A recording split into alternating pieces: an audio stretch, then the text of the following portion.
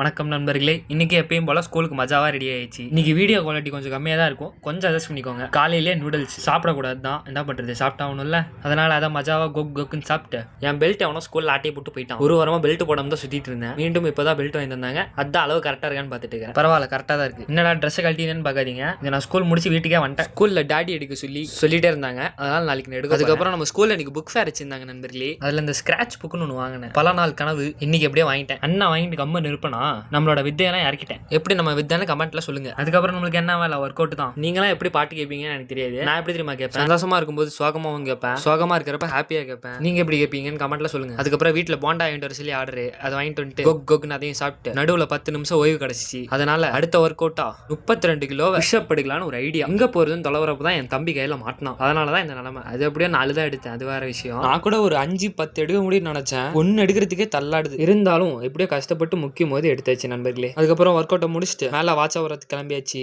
எங்க போனாலும் ஏதாச்சும் சுத்த ஆரம்பிச்சிடறாரு பைப்பில். எப்பயும் போல மத்த மடையில வாட்சா விட்டு இன்னைக்கான நாளை முடிச்சுக்கிறேன். நாளைக்கு பார்க்கலாம். நன்றி.